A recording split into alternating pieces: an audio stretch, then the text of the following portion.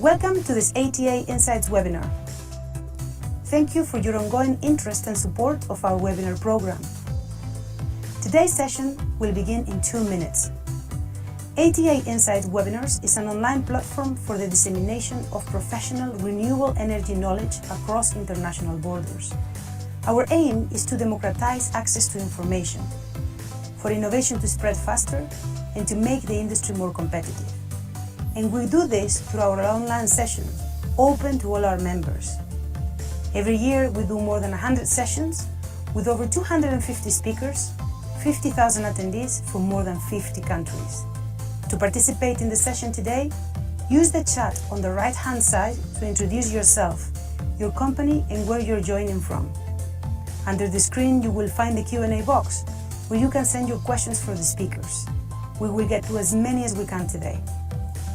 We're recording this session and we will send you a link to the materials in a few days. Please consider supporting our content creation for the webinar program. Contact us on the email on screen.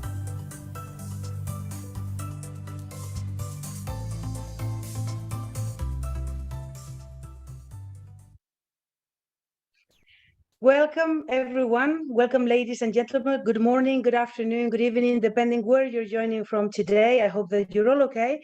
And today we're here to talk online about energy security and decarbonization. And things have certainly changed in the last few years, especially about energy security, as we know, with the war in Ukraine and some technology dependence that we've seen over the past few years. Very much now the mood is changing in terms of how we place energy security in our priority ranking. So today we're discussing these both things in connection, and in particular we're going to be focusing on how Europe can balance these objectives, and we're going to bring lessons learned from other markets, which I think are very, very important. So I'd like to get you to meet some of our speakers today, our panelists today. So I'm going to ask first Robert and Dominic to please introduce yourselves. Okay, good afternoon all.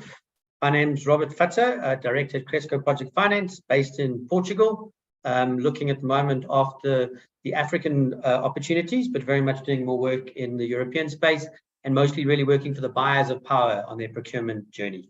Thank you. Hi, good afternoon to everybody. Pleasure to be speaking with you today. My name is Dominic Gonzalez, also working for Cresco, specializing in decarbonisation market and decarbonisation solutions. We're helping a lot of corporate off-takers in Africa and Europe to do financial modeling, to help with procurement and transaction advisory and with their energy strategy. So happy to be sharing some lessons and latest learnings and case studies from the space. Thank you. Thank you very much, Robert and Dominic. I'm really looking forward to hearing your presentation because we've known each other for a very long time, and I think you add a lot of value and you understand the industry really well. So I'm really looking forward to see, what you have in store for us. Next, I'd like to ask Martin, someone that I've known for many years as well, to please introduce yourself so people can get to know you a little bit better. Yeah, everyone.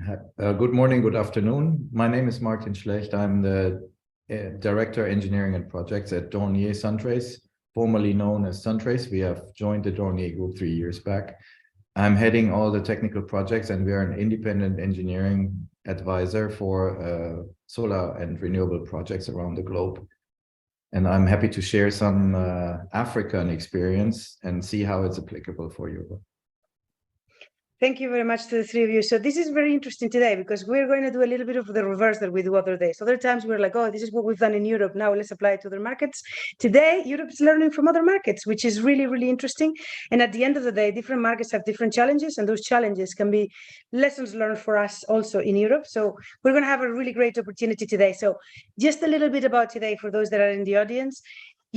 We have worked out an amazing webinar for you, like seriously, like you have in store an amazing webinar. It's very well structured. There is a lot of material to go through, but there is also the necessary help from you in the sense that we're going to have questions for you that we require you to answer. And we also need some questions from you because the three speakers, we have prepared them structured, we prepared some questions, but it will be better if you send us your questions so that we can answer live the actual questions that you have. Okay, so This is not going to be one of those, I sit and listen. I'd like you to also step forward and participate and be part and engage in this webinar, please. So without further ado, the first person that is going to speak is Robert. So I'll ask Robert to please prepare your first slide. I'm just checking here. I have it written down to make sure that I don't forget anything. So if you can start, Robert, with your presentation, he's going to give us a little bit of context, and then we are going to ask you a question. So please be paying attention and be engaged, because I'm going to ask you very, very soon to participate. So Rob, if you get your let me see your unmute button. Can you unmute yourself, please? Yeah. There we go. And now you want to share your first screen? Yeah, perfect. Yeah. Can you see my screen? Almost here now. Perfect. Go right ahead. There we go. Perfect. So good afternoon all again. Nice to meet you again. So I think as I mentioned, it's a little bit of reverse.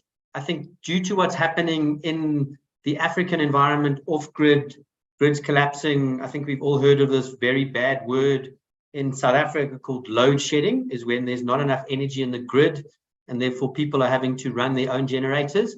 We believe there's a lot of case studies that we could show and present to the European market.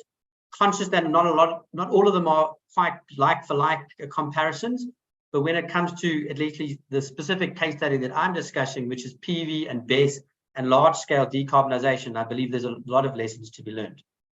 But first, we want to talk about a little bit of the definition and how clients are working through this. So initially, everyone focused on this thing called energy penetration, renewable energy penetration, and carbon neutrality.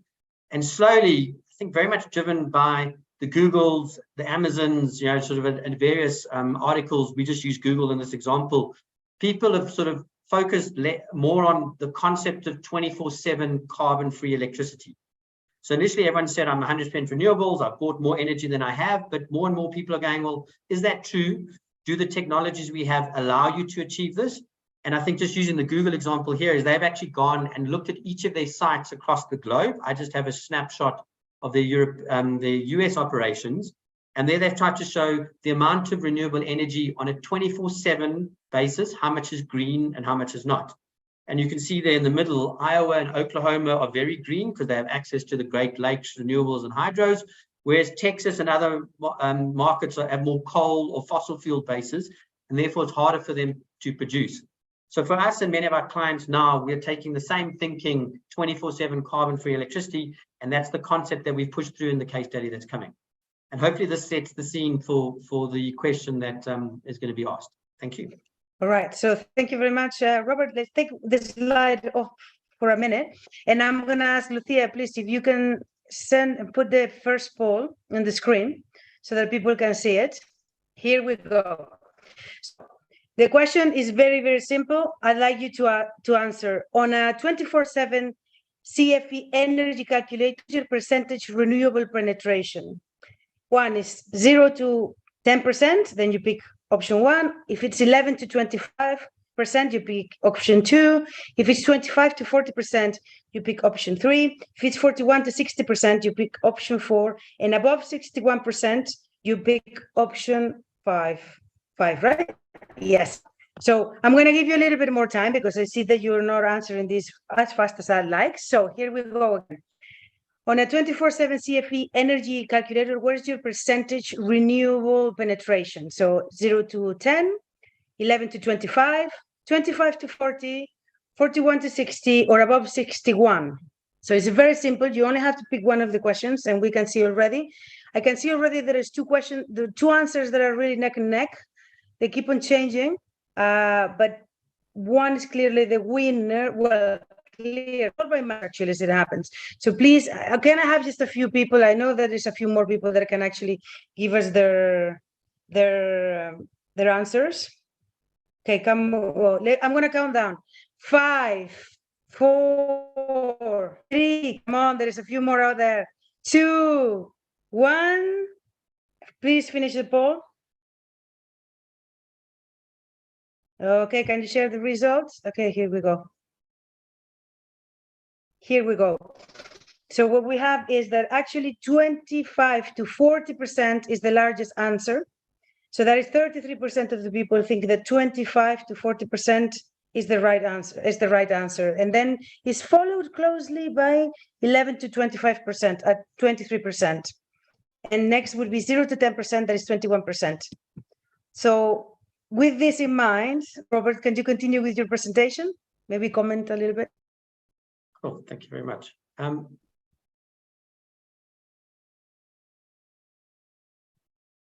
Cool. Am I back on? Lemon, am I back on? Yeah, sorry, you couldn't hear me because I didn't put my ear back on, and we can see your slide. Brilliant. Thank you. So just a little bit about Cresco to give you a bit of relevance. So typically our client base are typical IPPs focused on the African market and emerging markets. More and more large energy users with single sites, in many cases above 100 megawatts, which I know in some parts of Europe is quite a large single load outside of refineries and large beneficiation. So we have a number of mining clients that tick that box. And then even down to smaller single loads in non-grid connected areas with 10 to 20 megawatt sites. So the size of the projects that we're involved in can really depend based on the requirements. Also smaller distributed energy users. So we're working with quite a few telecoms companies, data center companies, which have distributed loads within municipalities, urban areas in the middle of nowhere, all with requirements, financiers, investors, development finance institutions, and more climate finance, obviously the talk of the town. We unfortunately don't actually see as much climate finance finding a home as we would like. We believe the projects are getting there, and at the moment it's a little bit of a square peg in a round hole, but we do believe the market's changing, and then OEMs and technology providers. So in our experience, and as I said, this is very much talking the African theme and our clients here. On the left, we have our client base sort of set by the different sizes and capacities. I won't go through all the acronyms, but it's very much focused on large users. And then what we see is different clients wearing the buyer's hat on various stages of their energy journey. Some have started talking to the market, although looking at the poll that was come through, a lot of people, when they say penetration, that's hopefully their target, or in some cases they've probably achieved that. But in many cases, the clients have started the journey. They've started procuring some energy. So we're very excited that we're involved in a client who recently signed 800 megawatts of utility scale wind and PV and a few others. Some clients are pushing into the energy strategy stage. So that's looking at other technologies. And then we have some clients who've gone all the way through to having a full energy business. So diversifying away from their core, in this case, a commodity type client, to running an energy business because it's become so core for themselves. And because they can no longer rely on the grid, or in some cases non-grid connected. So they need to take in control of themselves. So getting back to the South African situation, and unfortunately at the moment, not a happy story. So we have higher load shedding. So as mentioned, there's no energy in the grid, which means they have to make certain loads go off and available. That can either be done on a voluntary basis if you are a large user, or if you're residential or commercial, they basically just cut you. There's no chance.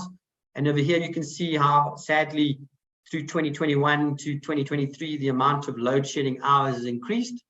And if you are a client who is requiring 24/7 electricity, not necessarily 24/7 carbon-free energy yet, although that's a target, unfortunately, that involves in most cases on-site diesel. And you can see there the sad correlation between diesel usage and load shedding hours. And unfortunately, that line expects to increase over time. There are plans in place to improve this, but unfortunately, in many cases, our clients have to take on board generation requirements for load shedding and resilience. So as I mentioned, on the left are our energy clients. And if we just look at what's happened between sort of last year, earlier 2021, 22, what we're doing this year and going forward, initially, it was very much looking at on-site renewable generation, and that's the purpose of the case study. Then to wheeling PV and wind, mostly wind, because in many cases, we don't have on-site wind availability. That's now moved to this energy strategy, looking at other technologies, cogeneration, battery storage. I think we'll unpack that in a lot more detail later. ESG and carbon offsets, and then what we're seeing, cross-border wheeling within the power pool, carbon offset projects being actually implemented, not talked about, and then just energy transition projects, which are becoming the talk of the town this year and going forward. And that is really part of the buyer's end-to-chain energy strategy with the various components. And it's no longer just about the PV panel. Everything needs to talk to the story themselves. So a little bit of a busy slide, but I'll touch on some key points. So we have a data center company, large operation in Johannesburg area, which is the largest industrial center in South Africa. a load profile that varied between COVID and post-COVID. They have on-site gas generation, a 4 megawatt tri-generation system. And they came to us and said, we need some help in installing a renewable energy solution. In this case, we did look at IPP and EPC, but the analysis here is purely on an EPC basis. So they're purchasing the equipment and then O&M over 5 years. And there we looked at a PV only solution, which, to be honest, they didn't really need us to tell them that was a good answer. We knew that already. We were there just to help them do the technical specs. A number of carports, so the amount of generation they could have on site was quite high. And then over here, you could see a PV plus BESS solution that came back. So really oversizing the battery energy storage in the early part of the day when the generation profile, these are fixed tilt on a roof, so they can't follow the sun and car parks, and then dispatching the PV in the early evenings. In South Africa, as in many sort of countries in Europe, we have time of use tariffs. So peak tariffs being probably 5 or 6 times the off-peak tariffs, and that's what the green, red, and yellow is, and we will keep that color coding throughout the rest of the presentation. So we got 10 bids back, came back to 4 shortlisted bidders, and end up with some of the following results. So this is the project on the left, where we looked at sort of oversizing the generation in yellow. This is over a 72-hour day. So we have that anomaly in the one day where you have cloud cover and you actually don't have generation. And then you have the other day, we have significant generation. So obviously this is a snapshot of a year. Not always like this, but you can see initially oversizing the PV and dispatching the battery in the gray section consistently over the periods. And then we have a gas load, which is the purple, really being offset over time. The client wanted to push to large-scale renewable penetration, both for energy requirements as well as load shedding requirements. So displace diesel. And you can see here, this was a significantly higher battery solution. This did require a bit of adjacent land. This unfortunately hasn't been procured yet, but on the left is the one that's in procurement. And over here, this is then running batteries on a much longer basis. Probably not the lithium ion ones that we're talking to here, but more long duration storage. So the one on the right, unfortunately, is an Excel spreadsheet at the moment. The one on the left is actually being procured. So very interesting. So taking that concept of 24/7 carbon-free energy, we have slides here that compare sort of the high-cost winter demand period, with the red being peak, green being off-peak, and standard being the yellow. Versus generation. And what's interesting for this specific site is there's actually not a material difference between winter and summer. Small changes and really rounding errors in the generation with the gas being disposed. So we have PV only with the black one, the red, the black ring in the middle. Then we have PV plus BESS, so significantly larger PV earlier going round, and that is largely being dispatched in the afternoon and then the early evenings and the mornings. And then we have gas generation supporting the grid around that. And then unfortunately, we have to still provide sort of from the grid on the other side. Under this scenario, including the gas, we're getting at least close to 50–55% penetration. So interesting dynamic there. So pretty similar. And sorry, the graph here is largely this graph on this page, but done on a 24/7 basis as per Google's presenting their slides. If we go to the financial analysis, completely different analysis here. So on the right, we can see here that really the PV and BESS is making some profit relative to the grid, certain times of the day being interesting in the gas, but not really much to write home about, to be honest, from a financial point of view. And you can see the cost of energy there, US dollar per megawatt hour equivalent. However, in winter, when we have the hugely high demand seasons, specifically in the red, then at 7 and 8 o'clock at night, you're probably making 3 or 4 times what you're paying the grid from the BESS solution. And this for us is the real opportunity that we see out there. And for this specific client, we would love to take on more of the red and expand the project of the red, but unfortunately without the adjacent land being fully permitted. So that's a phased process, and that's currently undergone. This is the first stage implementation. But at the moment, what was very interesting for us out of this, because we did a similar analysis about a year ago, and there the BESS and PV solutions really didn't achieve quite the savings and the offsets that we saw. But with the current offers, all of which are really 60 days current, we see that the solution is a no-brainer. And for this client, our suggestion is go BESS, go large-scale PV, get to the 50% penetration, look at perhaps islanding part of your grid, so of your load, should I say, to offset the diesel demand, because renewables now is a no-brainer, is providing you security of supply as well as good pricing relative to what's there from a dollar point of view. From a renewable penetration point of view, unfortunately, we are limited by the PV and BESS only technology. So in a high cost season, you can see here that in the peak times, we're offsetting 31% of the energy, in the standard times, 63%, but off peak, which is really the nighttime, at 0%. So yes, we've made our first inroads into the bits that we expect to make, but without significant new technologies and development, and or perhaps wind, which in this case won't give you security of supply and hasn't been considered in this case study, we're really not eating into the larger CFE type requirements. If you look at the winter one, to be honest, the only change in the actual penetration levels between 44 and 59 is because time of use in South Africa is slightly different between summer and winter. You can see the red line sort of moving there. It's actually not because of the generation profile. So there's no real improvement, unfortunately, there. But we're starting to take some point. So the key takeaways that we're saying that affects coming into Europe that we see is relevant in the Southern African and the African experiences, that for us at the moment, renewables and BESS is really a no-brainer for nearly any installation. For us, the best price points are here. In fact, in my view, for the European scenario, where I believe the cost of energy in certain jurisdictions, not all, is even higher than the price points we've showed here, that perhaps the renewable penetration would justify even bigger penetration subject to PV being available. 50% penetration, I think, supported by the poll that we had is definitely possible. And in some cases, people are oversizing their scope 2 to offset their scope 1. So we're seeing BESS and PV even being able to give that benefit.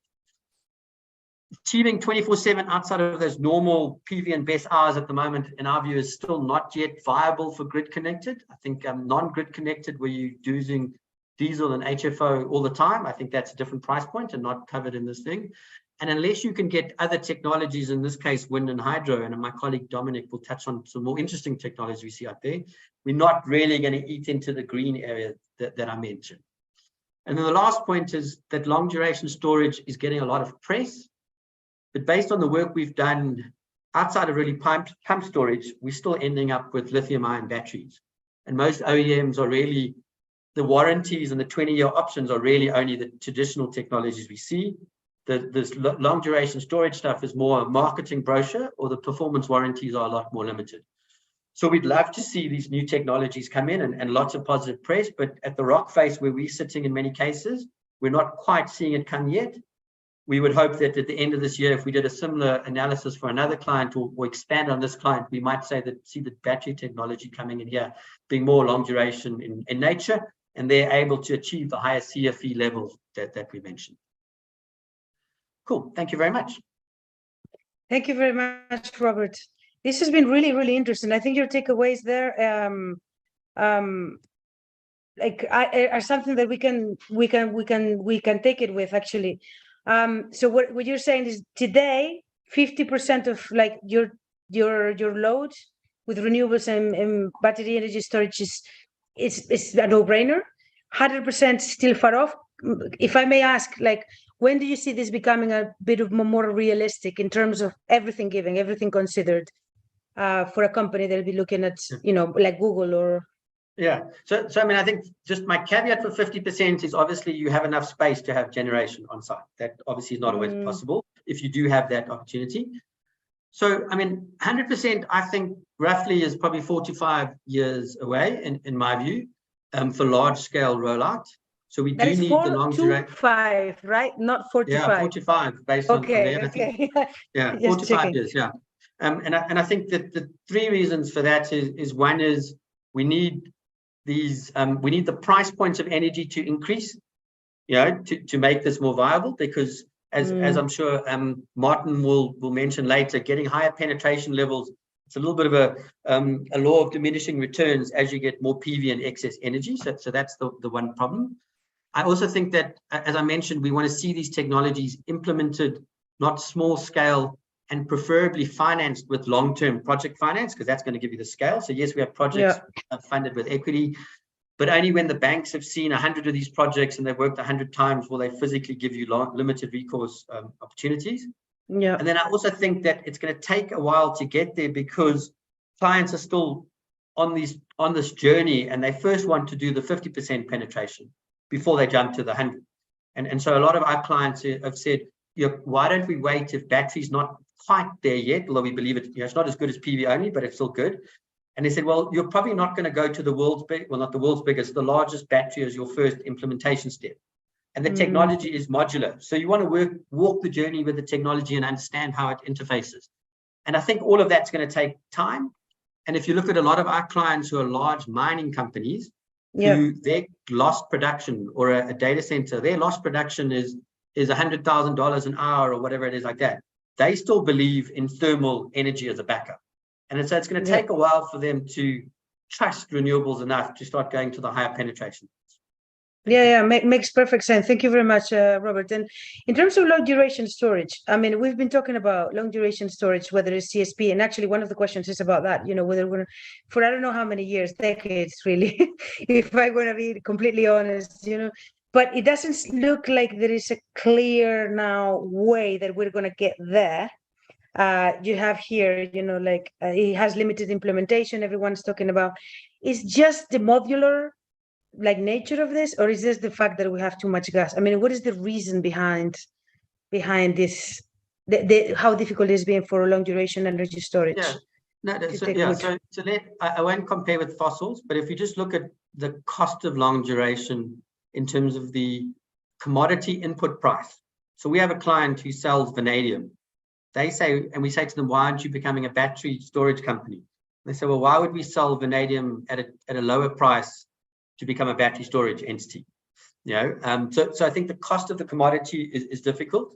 We are going to run out of lithium ion. It is a ugly mining method, and so therefore we will see bulk minerals become part of the long duration storage. And bulk minerals already have large mines set up. So the iron ore type, the nickel, the bromides, and those mines can achieve the scale of battery quantities required to drive a lot of these projections that we see. So we do need that to happen, and then the mining to be there to achieve those requirements, because there just isn't enough other technologies out there, and we need to get there. So the mining industry needs to stay track with the battery storage industry and the long duration storage, because they all need to talk together before we get large scale implementation. But there is a question here, Robert, about concentrated solar power and whether we're going to see any new capacity of that, or anyone is thinking about that. Do you have a yes/no answer for that? So we have a few technology providers who have sent us a few interesting opportunities, I guess, specifically for clients who use boilers and steam and things like that. Maybe not CSP to electricity, but CSP to thermal. We believe there's real opportunity. So in the sugar industry, why have a very expensive boiler where perhaps you could supplement your current boiler? In the packaging industry, they do a lot of CSP steam and that. So I believe that's probably the first point of interesting technology development. I think CSP plus a steam turbine does have their application, but at the moment the price points we've seen aren't quite there yet. But in the steam only without the electric component, we are seeing some implementation projects there, or feasibility. Don't think we've seen it implemented just yet. Thank you very much. And just a final question, because I know we have to move on. Do you, considering the price points in Europe and the value for money, what would be the impact of going, in this kind of project and setting up this kind of project for industries? So, I live in Portugal, where the cost of energy is quite a lot less than I understand what Martin's paying in Germany. So, but energy is going up. Time of use tariffs are increasing. Thermal projects or thermal generation are being downscaled in some cases over time. So, I believe the analysis that I did here, I think for most European countries, but earlier this little megawatt hour with dollars would actually be even more positive from a viability point of view for a European example than this one here example. Okay, thank you very much, Robert. And also consider that in most European countries now there is a lot of decarbonization money as well, you know, self-consumption, there is money from the government. So I think probably you're right, not only for this, but also with that, you know, it's a no-brainer. So now I'd like to ask Dominic to move to actually for his presentation. But before that, I do have a poll for you guys. So Lucia, I'm going to ask you to please throw the second poll. I'm going to take this out. Okay, here we go.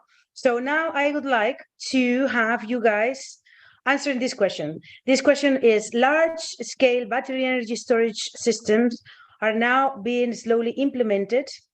What type of battery storage technologies do you see being deployed at scale in 2022, 2023? And it's a single choice, so you have to answer only one.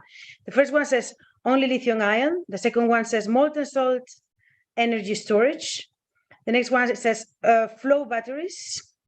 The next one says liquefied air and compressed air. This is LAES and CAES is liquefied and compressed air. It is really hot right now. Like in many countries, we see like a lot of like startups, but I don't see that there is something that you like very much, guys. Come on, keep them coming. You haven't had enough answers for now, so please, I'd like to have a few more answers. The last one would be other storage or dispatchable systems such as fuel cells, green hydrogen, and so on and so forth. We are hearing a lot about green hydrogen. You know, we could go into like a rabbit hole if we go down this line.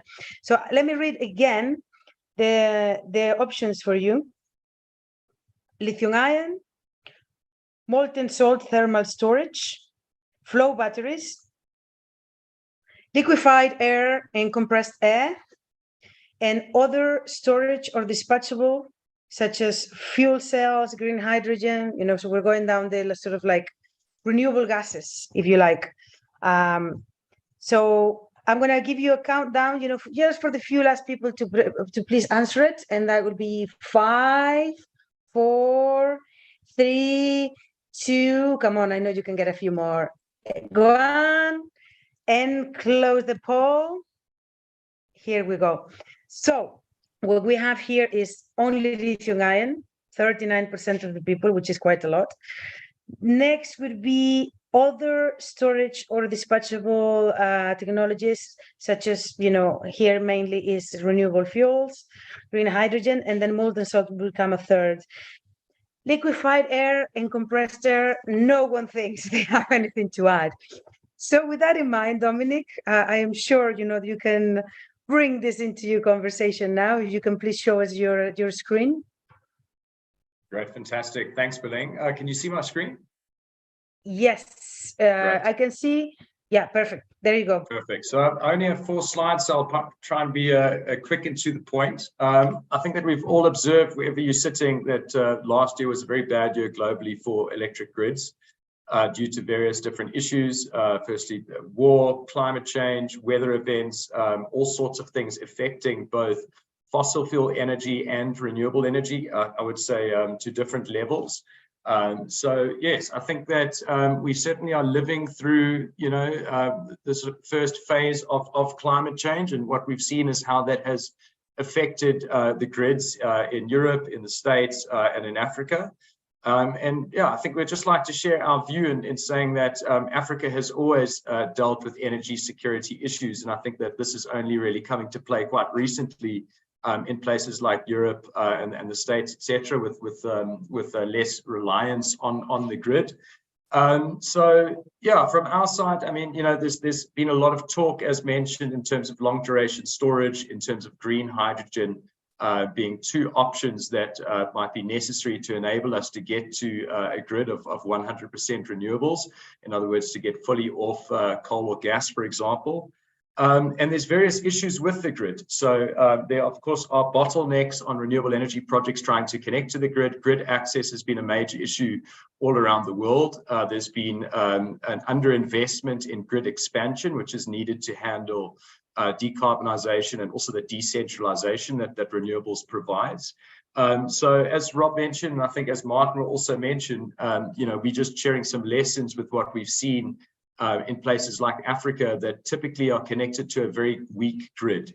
And in some cases, there, of course, is no grid at all when we have a fully captive operation, whether it's a mine or an industry operating in different parts of Africa. So I think that, looking at the start of winter, there was, a sense of some doom and gloom in terms of the grid risk that Europe was having, less reserve margin and various issues around interconnection, etc.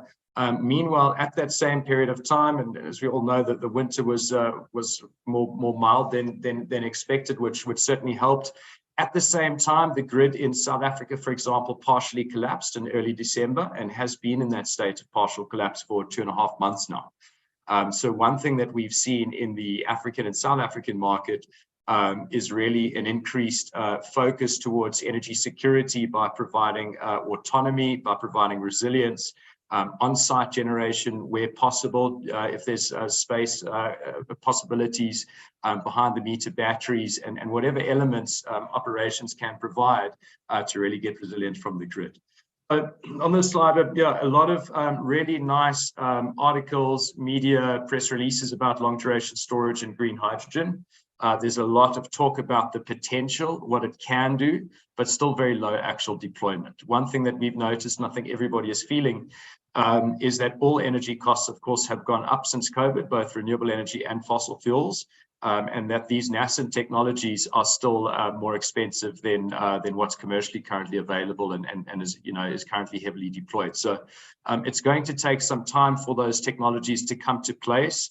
And meanwhile, we have what we have. So to say, using the South African example as an extreme example, but I think one that might get increasingly relevant over the next few years is looking at how much new renewable capacity and overall new energy capacity we need to put onto the grids.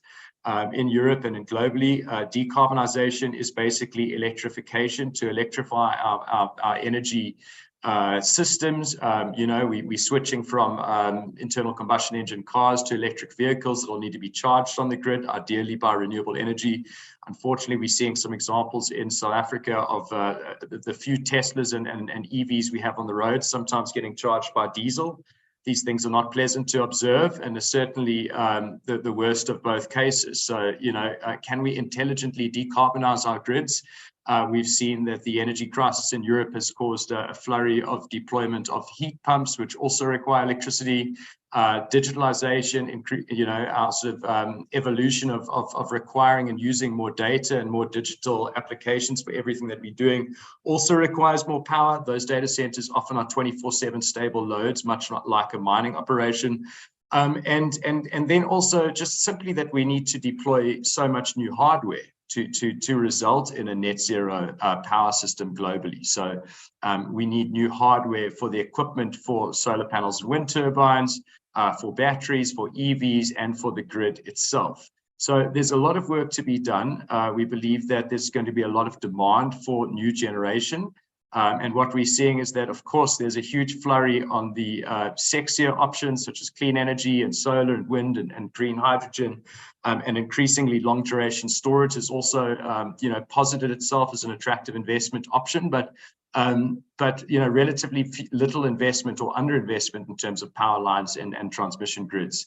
So this expansion is rapidly needed. So what are we seeing in the African market that we think is relevant and that we think is certainly coming? We're seeing a lot of our corporate clients, mining groups, industrial groups, hospital groups, telecoms, etc., all demanding and wanting more autonomy and more resilience and more backup power. So are there decarbonization options? Are there backup power options that can compete against diesel in terms of cost? Can you have cleaner options that can provide backup power? Are fuel cells using either hydrogen, whether green or otherwise, or biogas? Are these options viable? At what scale do they stop making sense? Is this something that can only be deployed for small loads, etc.? So looking at all sorts of newer technologies and newer solutions to kind of come up and provide resilience. And then, so we're seeing certainly more demand for the more sophisticated solutions from the off-taker side, and we're seeing some of the more progressive developers start to, make real progress with newer technologies such as microgrids, and other decarbonisation options. So yeah, that's what we're seeing. I think that's really the end of my presentation, and we can talk through, and more questions are certainly welcome. This is a space that is constantly evolving, constantly moving. I don't think anybody has the answers, but we just wanted to share what we are experiencing in a market that has had a real partial grid collapse, not from a weather or climate change event that might be a week or 2 or 3 weeks, but we in South Africa, for example, that has had a grid collapse for 2.5 months and will likely continue that way for a few years. And so how are corporates operating in the space, and how are IPPs and developers and even EPC contractors and OEMs sharpening their pencils and looking to provide solutions that I would say are increasingly more relevant to this unfortunate new reality of perhaps an extended energy crisis. Thank you. Thank you very much, Dominic. Just one question, really, like this new technology, that you bring in, from your know-how in Africa and what you've learned in South Africa and, in the mines, how do you see that actually working out in Europe, or what is the sort of the differences in implementation? Yeah, good question, Beleng. So we are seeing an evolution in the contractual elements and, sort of trading elements, PPAs, energy attribute certificates, different mechanisms, energy trading. We're seeing an ad hoc energy trading market being created as we speak here in Africa. We're seeing the SAP, the Southern African Power Pool, make incredible progress in a period of 2 years. And really that's the way that the market are going. We're seeing that a lot of the large corporates are defining and creating this future and enabling it to happen. So we're seeing this new almost secondary ecosystem happening where there's government and public grid failure. We're seeing the private sector on both the consumer side and the developer or solution side step in.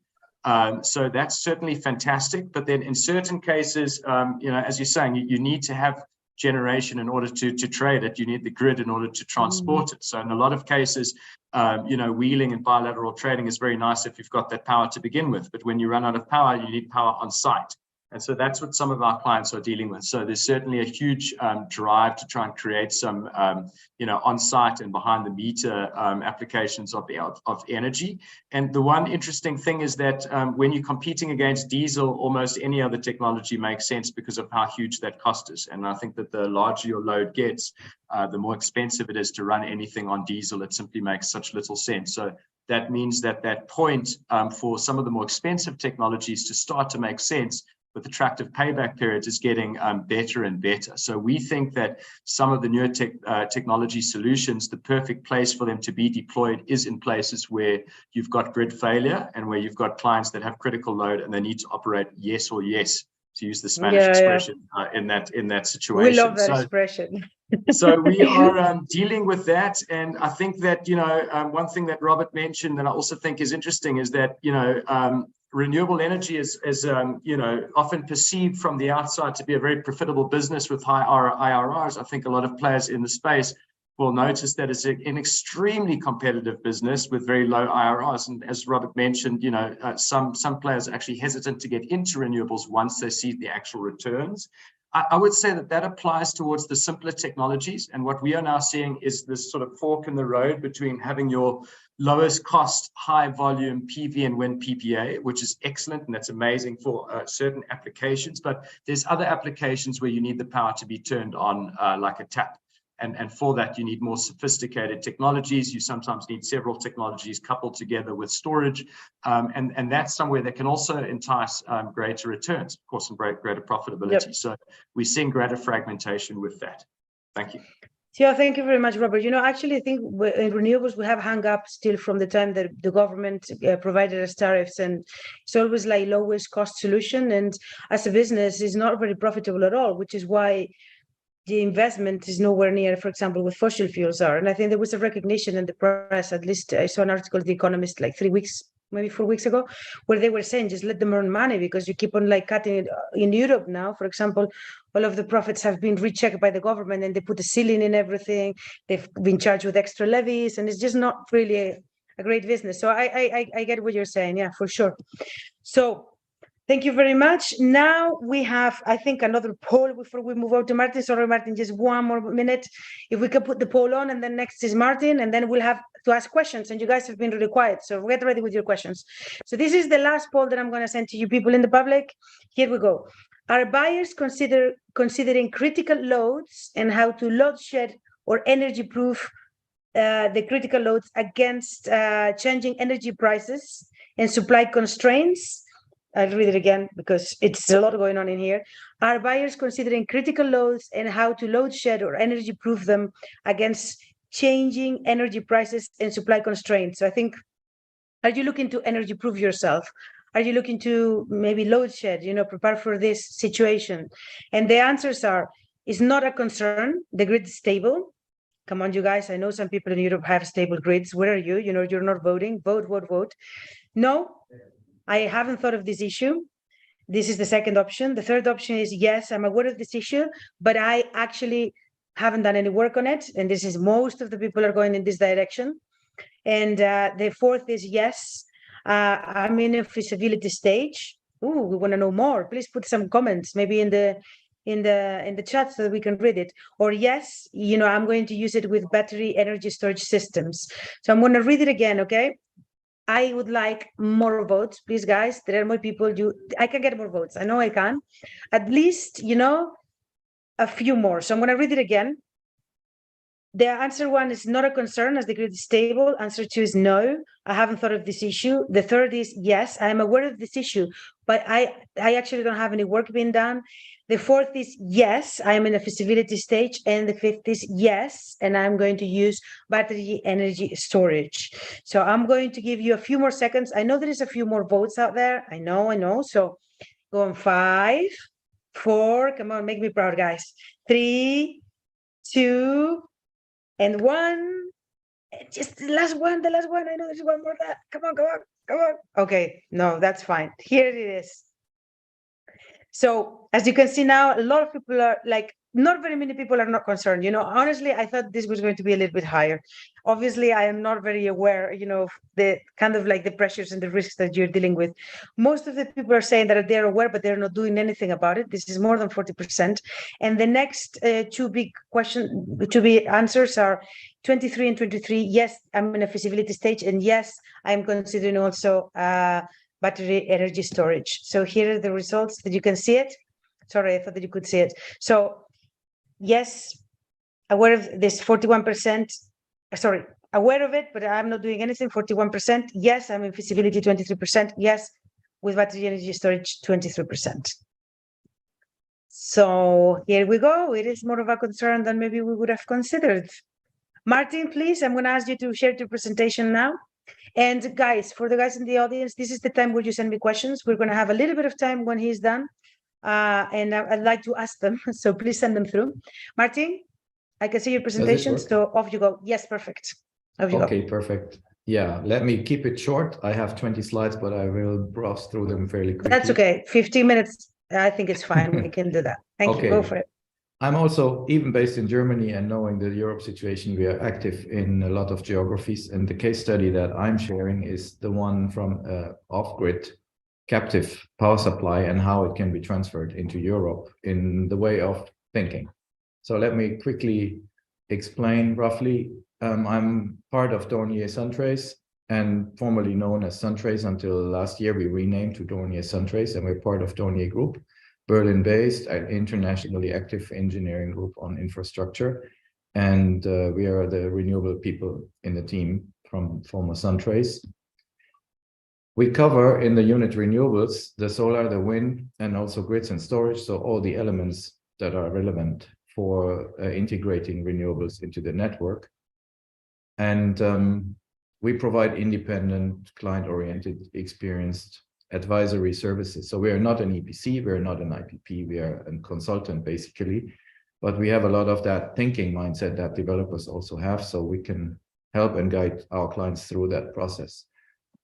As I said, I'm looking at a captive case, but why would it be applicable? And the reasons, I'm sending it in forefront of my results. a captive renewable situation is also representative for a larger network like a national grid in some instances. So it's just a more variety of generation and consumers, but the principle is basically very similar. And also for the future in Europe, currently maybe people are overproducing by solar in the day and then they're just balancing it by taking power from the grid in the night. I don't think that has a future. So because everybody wants to have their renewable certificates. So if you are producing too much at the same time and all of them do the same, everybody gets carbon electricity in the night. So I think that mechanism sort of is poised to be adjusted to some point. So I think it's useful to look at a captive kind of scenario. So you can consume your energy by the hour, and if you produce it by the hour that is consumed. And that's why I think looking at high penetration renewables doesn't mean solar 100% no battery. It means you generate around the clock 24/7 as much as you need. And that's the challenge. And in Europe in particular, the challenge is the commercial case with the large storage. So the cost of storage definitely plays a big role. Looking at PV alone, you see if you oversize what you need for filling a storage, you will need to install more capacity than actually your load is. So if you, in that case, have 17 megawatts of load, maybe you install 25, you add a battery, you can reach like 60% penetration rate on a good day. If you go bigger, you see almost you're like 2.5 times of your capacity is being installed. If you put that to the storage, you can almost run through the night, not at all, not fully, but maybe you reach a very high penetration rate on a good day. But that doesn't help you in a bad day. And how do you assess the whole year? We have developed a modeling tool that is doing the energy balancing, because we did a lot with Homer in the first part, and then we didn't appreciate that the granularity was not provided by Homer that we wanted to see. So we developed our own model that can use time efficient in 1 minute time resolution and operate for the whole year. And it also looks into the economics, not only into the technical part. And for example, one typical graph here, it's a captive case where the black is produced by engines and the load is fairly stable. It's just fluctuating basically around a base load. You see there is a solar energy and there's a wind energy in blue and the solar in yellow. And you see that the green part is charging the battery and the white part is discharging it. So you fill some percentage of it. It just shows the principle of how the model works. If you look at a grid connected scenario, you can use a similar profile. Maybe then the black is just the grid power that you consume. Supposedly, it's more predominantly carbon black. And then there is a storage option where you can discharge the storage, for example, during peak hours to reduce your peak tariff. It's a commercial decision on how to use the storage. And I looked at extended versions, including the wind. And there I look at 3 cases. One is to give a base case, basically maximize the solar during the day, and then add wind, and then add also storage and increase wind and PV to fill the storage. And we do the annual cycle. This case study looks at a wind profile that is very nicely complementary, for example. So the seasonal wind profile, you can see here, there is a high wind in the winter month, and it's getting quite low in September, August, October area. It goes back up in November, December. And also the daily profile is good winds in the night, and it drops during the daytime. So it's kind of complementary with the solar. You see the seasonal solar profile on the right part, where it peaks around March, April. So that's for a Western Africa location, not for Germany. Just to be sure that that's not yet reflecting German resources. It also drops around August, September. So obviously there will be some difficult period for getting the solar and the wind fill the needs. And this is an off-grid case study in Western Africa, 24/7 load, around 2,000 kilowatt hours per year solar irradiation, and roughly 7 to 8 meters per second on wind resource. So it's good location. Not exceptionally good, but also not bad. And if you work on the solar side, for example, you oversize in that case to supply a secure meeting the demand during the middle of the day, because they don't want to use their engines for a couple of hours and they don't want to switch on and off the engines all the time with some fluctuations. And you see throughout the year, it's pretty much achieved, even in October. So the solar oversizing is quite big in that case. And then you end up having roughly 35% of renewable share in an annual average. And you see the brownish part is what you could get from the grid or what you also operate from the engines in this case. So it's the fossil part, and it's an average per every day. So the average consumes, and you see the spikes in the graph that show basically a maintenance period on the consumer side where they don't need the load. And only that during that period, you actually will have some curtailment of the renewable. When you add wind, you don't look at storage at this point, just wanted to show the difference. If you add the wind, given the complementarity of the profile, you see the day looks already very different. So the February day, you almost don't need any fossil energy. You don't need any backup. While on the June, you need some, and on October 11 and the 3rd, that's like 2 special days, you have so little wind that your fossil power will be required for a lot of the hours in the night when the sun is not shining.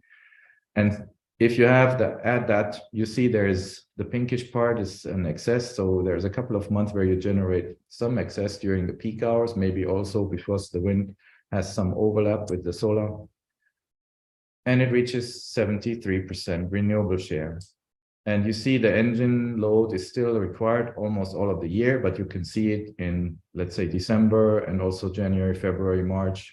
It's just very little. So maybe you get rid of that by adding a battery. And so that's what we did in the 3rd case. We added a battery and we increased solar and PV to understand how we can fill that gap. So in February, you see there is 0 grid use or fossil fired energy. In the June, there is some, and in the October, and it still doesn't really help. And when you now look at the annual profile, it covers more than 85%, almost 87 in this case. There's a huge excess in the winter season, and there is a lot use of the storage, charging and discharging during the shoulder months, let's say April, June, May, and then when the sun and the wind is low in the autumn, the African autumn, you still have like almost 40–50% load from the engines in an average. So that means they operate through the night, but don't in the day. And you can clearly see that you need a seasonal storage to bridge from the winter season where you have so much excess that basically your grid can operate 100% on renewables for like a 3 to 4 month period. While in the autumn, you need 50% from the fossil or from the grid. So if you oversize more to fill also this period, it would be totally unreasonable. And putting more battery storage also doesn't really help you because you cannot shift by battery storage from January to October. So the point is really that getting the last 15% is kind of an element maybe for the future. Maybe you can use the excess and create some green hydrogen on site and store it for later, and then you can operate it. At other times in a grid connected scenario, you can discharge that electricity to the network and you maybe find another buyer that helps you to improve the economics of this case. But applying this case to off-grid location against heavy fuel oil, not even diesel. Heavy fuel oil is roughly at, let's say, 2/3 of the cost of diesel, maybe 3/4, 3/4. This huge renewable energy project will be paid back against fuel savings within 6 years. So there's a huge attractiveness in this renewable energy case because in the off-grid against the diesel power, this is already a commercial case. It's just that this kind of project has a size, a capital expenditure. The investment is very huge. So the crucial point maybe is, do you have the space? Are you willing to fund this investment upfront? Because after you paid for it and it's paid back, you have your energy cost at marginal cost, right? You just have OpEx and this energy plant will be operating. So the operational benefit will come after it's paid back. And so I think it's a really good investment case for the off-grid. And when batteries are going lower cost, or for example, carbon taxes are coming up and making fossil alternatives more expensive, also the business case will be here in Europe. And just putting this back into the European scenario, if there is a factory if that needs to produce their products based on greenhouse, they need to reduce their carbon footprint, so they need to get rid of their scope 1 and scope 2 emissions. And the grid is only like 30% green, and the certificates are already used by other companies. How do you get your green energy if you don't procure it yourself? You may need to procure it under PPAs. You may build it next to your project in the fence, but you need to kind of connect the energy generation to your consumption by contract to make sure that you're not piggybacking on somebody, and then somebody, the system, will drop the rules and your piggybacking is suddenly empty. Yeah, that's basically my message on looking at bigger scale of renewables can make commercial sense. For a European case, definitely it's more critical. But if you look at power prices of last year, when the gas was high and the nukes in France were down, you had like 500 euros per megawatt hour. So if you use that price, every renewable will pay back even quicker as compared to the African case. So I leave you with that message, and also with the saying that we are good in analyzing scenarios like this on a case-by-case basis, not so much on the national network level, but on a consumer level. Thank you very much. Thank you very much, Martin. I think there's a little bit of reflection there that made a lot of sense. You know, when the prices are high, you know, this pays right away, and with the help of the government, for example, this helps right away. But the thing is, I don't know, you guys are more in touch with the industries. The industries, they have their own role, you know, they're supposed to focus on where they're making money. Like energy is something that when they have to pick up, like it takes a lot of bandwidth, you know. So I think that sometimes the calculation is being made because there is no other choice because the prices are so high. But actually, it's something that is postponed if there is any kind of like grid, you know, that can take this issue. I think things are changing though now in Europe. I wanted to ask you just one thing. The storage, the battery energy storage, will it make the high penetration of renewables for an industry too expensive, perhaps? How do you see that evolving in the next few years? I think battery storage pricing will drop, but there is a huge competition of this, particularly lithium batteries with electric vehicles, with solar home systems. And so currently, most of the battery manufacturers are producing for EV market that is growing and is basically taking all of that. There is a huge number of gigafactories announced, but as we all know, also there is not enough materials, raw materials to feed these factories. So there will be some sort of reality check on the gigafactories versus the raw materials. As I learned from a very interesting podcast, that can still be sufficient to grow because the numbers of gigafactories are just beyond what the market would need. And so it is a challenge to make all the material chains work, but it could fit in line with the growth. And if there is an attractiveness, it can work. So I think batteries will become cheaper. There will be more mass production, but they will not fall that cheap and come sort of for free. And so it will still remain a cost element. But being energy independent to some degree and supply your own green energy will, for a lot of producers, it will be a must way to go. And also others are doing it. So your product to be competitive needs to have a green certificate at some point in time. And then the cost is secondary, how you can achieve it. And the sooner you start, as Robert said, it's modular. So the elements you can implement today is like just a solar, not big battery. You can do that right away. And it comes at a lower cost as your utility price for sure. And even in Europe. And if you add a battery and you add more solar to charge and discharge the battery, or if there is a wind resource that is nice to tap, the lowest cost of energy is solar. The second lowest is wind, directly consumed. Anything that goes into the storage, out of the storage, you will add the ones through the cycle cost of the storage. That makes it more expensive. But that's the way to go. And the way is in stages. A renewable energy supply doesn't come like a nuclear plant. It's there, and then you have to fill the fuel, right? By the way, the fuel comes from Russia for the nuclear plant as well. No way, really? Oh, this is another reason.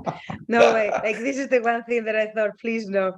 Okay, got you. I'm fine. So I think the storage cases will grow, and when the energy prices are high or the volatility in the energy prices is high, the renewables serve as a hedge. Once you made that investment, you're kind of safe. All you have is OPEX, and the OPEX won't grow tremendously. So it really hedges your energy cost. And if the investment already is made at a commercially viable level, it will only help you to sustain your business. Yeah, I mean, it's something that perhaps you didn't think you'd have to look at, but once you looked at it and you have it sorted, it's going to make your life so much easier. I agree. And I think more companies are coming to this thinking. They also are seeing, what is happening in Europe, the financial help that's coming from the government, and they're switching. So I have a few questions for you. I know we're a little bit out of time, but just 5 more minutes. If you can't stay, don't worry, we're recording this. You can watch it after, it's no problem, but it's just going to be 5 minutes. One, I have a question from Daniel here. I think it's for Dominic, but I'll open it in case, the 2 questions that he has. He has one, what are the target IRR for banks to provide financing for projects? And the second is, how do the banks backstop a deal without a government guaranteed PPA? Very specific questions. Yeah. Cool. So I mean, I think we just need to split funding into equity and debt. So I mean, debt providers want to get their money back with a reasonable return. We are seeing climate finance probably requiring a lower return than commercial finance, but probably not willing to be the first investor. So, commercial banks are generally the most willing or have the ability to do project finance deals. And they're coming in, and it really depends if it's dollar or rand or ruble, if we use the Russian example earlier. So things, but we're seeing margins coming down to 1 to 2%, depending on country risk, from that point of view there. On the equity return side, we have a lot of this discussion. We have clients come to us and say, potential, we've got money, we want to spend it. What projects have you got for us? And there are a lot of projects. Unfortunately, I think Dominic mentioned this in his presentation, the return expectations need to be tempered. We're looking at sub 10% returns, definitely in dollars, mid-teens in dollars, in rands, or an emerging market currency, probably close to 10, example, depending what's there, Brazilian roll and whatever, like that similar level. So, and that's because there is more money than good projects. So I think that is what's there. If you are obviously and then that links to the offtake agreement. So we don't see very many government offtakes in the projects that we are involved in, perhaps sale of excess energy, or perhaps more large thermal anchor projects. But the ones that we deal with in our things are largely private sector IPPs or building themselves through their energy company, selling to large buyers. And that is the market that is growing, where you cut out the government stuff in the middle. Thank you. Thank you very much. I wanted to ask also a question, if I may, about renewable gases, anything that's got to do with hydrogen that is very popular at the moment, and even biomethane. And how do you expect that to change potentially, gas purchasing of industries? Let me maybe open, and then I'll actually hand to Martin, who might be better positioned than me. But I think what we're seeing here in the African market, and I think as we all know, if we really want to get off coal and gas, and if you put nuclear aside for different reasons, but to get off coal and gas, to really get to 100% renewables, you either need long duration storage, or you do need low carbon load following. And so those low carbon load following technologies, there's obviously different ones. Green hydrogen, has received the most attention and the most sort of funding, and at different early stages of deployment, but has some constraints in terms of where the application makes sense. And I think Martin can maybe mention on that. I think that what we're seeing in Africa is that there's certainly a drive to use more waste feedstocks, to use things like anaerobic digestion and biogas and wastewater treatment reuse. And also, a strong sort of, I would say, need for renewable diesel or biodiesel, which in some cases can be, more expensive, 30% more expensive, whatever, but significantly cleaner. And I think so long as the food versus fuel argument is taken into account with the production of that is a sustainable, or can be a sustainable option. in terms of supplementing diesel and supplementing coal and gas, etc. But these are still only available on small scale and with a lot of specific demand from off-takers to develop or to implement those solutions. So I think that there's still a long way to go. I think that there's a lot of scope of prospective demand for these types of solutions, but the cost is still high, the deployment is still low. I think it's an interesting space to watch. Martin, what are your views on green hydrogen and other low carbon load following fuels for getting rid of that last long tail of 20% coal and gas? I mean, I'm sure we will use hydrogen in a 100% green economy.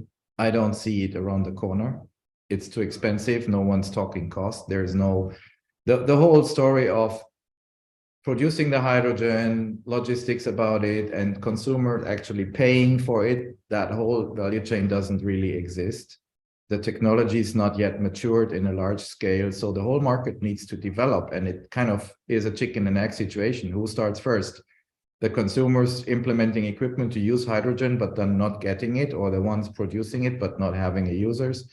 So most likely it's interesting to use first the hard to decarbonize stuff like ammonia. It's made from carbon coal right now. So if you change that to green ammonia, you can implement large scale of green hydrogen, and having already a market, you just need to make sure these guys are also paying for the green ammonia. They're not going back to the black ammonia pricing. So that's a regulatory start. On other parts, the last 15%, let's tackle it when the time comes. We see if there's different other seasonal storage methods, if hydrogen is a case. So let's go for the 85% in the first place. I mean, there's still so much to go, and it's so modular to put solar, it's so modular to put wind and use electricity at the cheapest. And you also have so much energy efficiency reduction potential where you can actually reduce your consumption.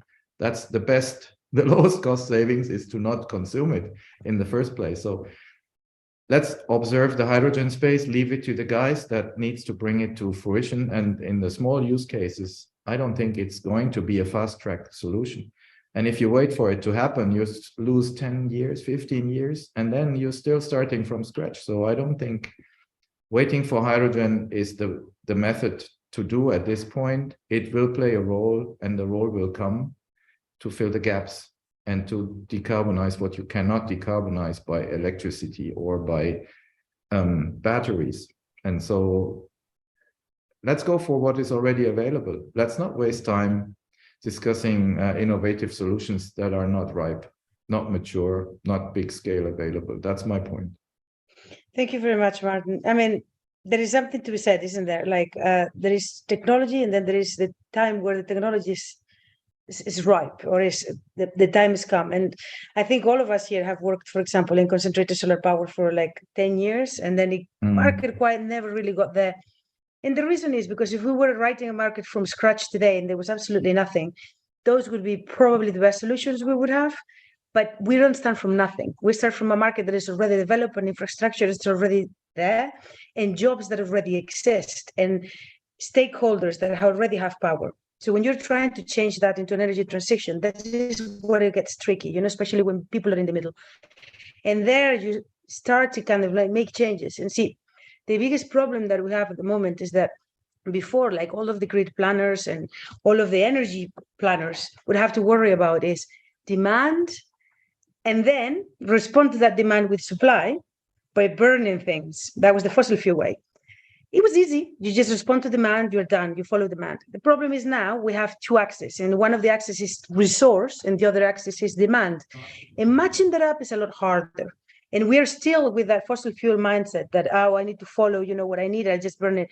But here is the complexity of these kind of systems that you could see it in there, how they change through the months, through the days, through the weeks, and what this means. Like, you always, Martin, all of you have mentioned the seasonal storage, okay, seasonal storage would help here because that would allow me to shift loads from one season to the next. But those are not solutions that are in our infrastructure from before. How do you pay for that?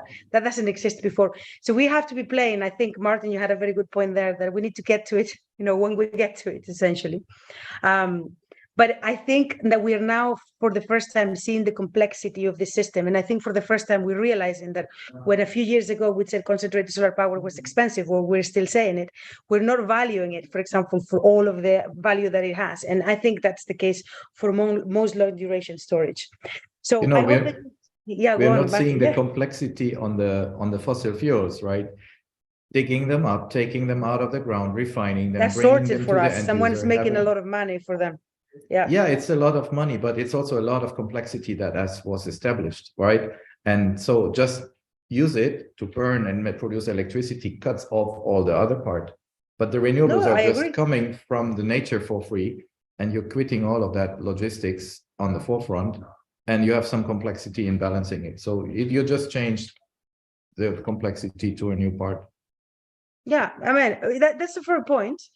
Even though, you know, some companies already completely took ownership of that area, you know, like, so, but I understand where you're coming from. So anyway, anyhow, I hope that you enjoyed this webinar today. Thank you very much, Martin. Thank you very much, Dominic and Robert. And to all of you, thank you very much for being there. I'll see you in the next one, and we'll send you the recordings and the presentations so you can see them again. Feel free to reach out to the speakers. Their names, their emails were there. You know, these are people who have been working in the industry for a long time. And if you have any questions that is specifically about this topic, I honestly don't think you can ask anyone with more knowledge on it. And I think that the issue of working with like unstable grids has given you guys the right know-how that you're able to solve any other problems that may now arise. So thank you very much, and see you next time. Bye. Thanks, Renee. Thanks Thank to the you. other team. Thanks to everybody who dialed in. Thank you.